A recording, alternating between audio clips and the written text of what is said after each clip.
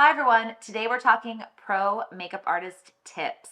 Some you may have already heard of on my channel and some are brand new, so stay tuned. Hi, I'm Jeannie. I'm a pro makeup artist. I live in Los Angeles. I work with celebrities, beauty brands, and everyone in between. Welcome to my channel. Pro tip number one, you've heard this before. Do your brows before you do any skincare or any makeup. They are the frameworks of the face, and that way you can build your makeup look around them. Also, if you're wearing little to no makeup, doing your brows actually helps you look a little bit more put together and it elevates your look. After you do your brows, set them. It locks them in place and it helps to prep your skin for moisturizer before you do your foundation. For those of you who wear sunscreen, which should be every one of you, you'll know that sometimes you put it on and it tends to be a little bit greasy. So for those days when you're going for a no makeup look, but you are wearing sunscreen and you don't want to walk out looking like an oil slick, take a pressed powder. It could be translucent or have a little bit of color, and a powder puff or a brush, and set your sunscreen. That way it kills shine, increases longevity, and if you sweat, your sunscreen won't run into your eyes. So when it comes to foundation, I have a few tips. First one being, after you moisturize, if you can wait at least 5 to 10 minutes before you do your foundation, it's gonna go on so much smoother and you're gonna get a better result. Trust me. The skin needs time to absorb that moisturizer and get prepped and happy. When you're working with a foundation that dries really quickly, particularly matte formulas, don't take your finger and dab it all over your face. Instead, use the back of your hand as a palette and work off of that instead. You have a little bit more work time if you work off the back of your hand. Also, when you're wearing your hair up, don't forget to put foundation on your ears so they match your face. If you want to get a little bit more longevity out of your concealer, place it where you need it and then wait at least 30 seconds to a minute to blend out. You're going to get a lot more color payoff. This is especially true for spots. I'll place my concealer on top of the pimple I might have and I'll actually finish the rest of my face, and then I'll go back to it, and by that time it's nice and dry and I have to barely do any blending and it's fully covered. I like to set my concealer in 2 steps. First, I'll take a loose powder. This is from Pat McGrath on a fluffy brush. This is from Thrive. And then I'll set my under eye first with the brush, and then I'll take the same powder on a powder puff and go right over that area that I just set. Sometimes if you go directly in with the powder puff before using the brush, whatever powder is on this is going to stick to your face and it might create patchiness. By prepping the area with the brush and the powder first, that'll ensure that doesn't happen. For the sake of this next tip, I made sure to put extra powder on my face just to demonstrate. If you feel like you've used a little bit too much powder, here's a tip. This is why I like to have a beauty blender around. Take your sponge, and if you don't have this, you can use this, but take your sponge with a little bit of setting spray and mist it a few times. Just tap it in, and it will pick up any excess powder on your face.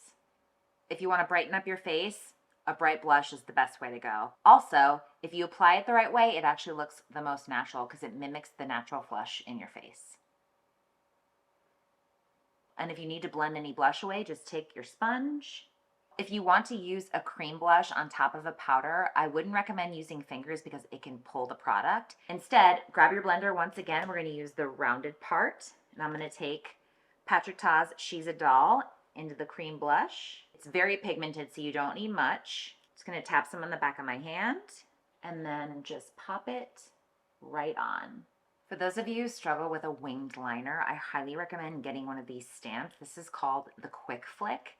It has a stamp that is the shape of a wing on one side. They have one for the left eye and one for the right eye. And then the other side has this gel tip so you can fix the wing or make it bigger, whatever you choose. Would I use this on my clients? Probably not, but I've been using it on myself. Doing a wing on my own eyes because they are deep set is really hard. This has made it really, really easy, and I'm going to show you. So I'm going to take the other end of the liner, which is the felt tip, and I'm just going to fix the wing. So for me, I have to straighten this line because it goes over my brow bone. And then I'm going to close and I'm going to show you that I have to connect and kind of create like a bat wing. And this is, like I said, because of the shape of my eye. Another thing I like to do is I'll bring the line in just a little bit like that so that when my eye is open, it creates that wing. Do you see that? How easy was that? Another trick I like to do is I'll take the blush that I used on an eyeshadow brush and then just sweep it into the crease. That way it creates a cohesion between my eye and my cheek and it kind of rounds out the look a little bit. I do this with bronzer as well. When you're doing a bold lip or really any kind of lip, I like to take a concealer and use it to prep my lips to color correct them so then I get the true color coming through. It eliminates any redness or discoloration.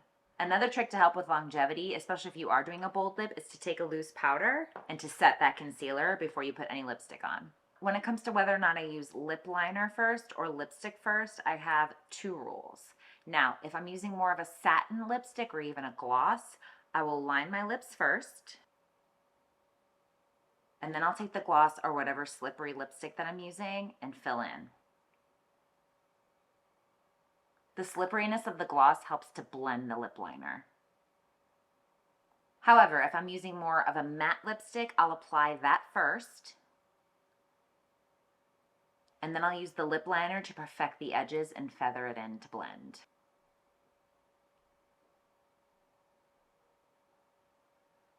See? So those are just a few of the pro tips that I've learned over the years, doing as many makeups as I have. They've worked for me time and time again, and I hope they help you too. Thank you so much for watching. I appreciate the support. Please like and subscribe if you haven't already, and I will see you next week with a brand new video.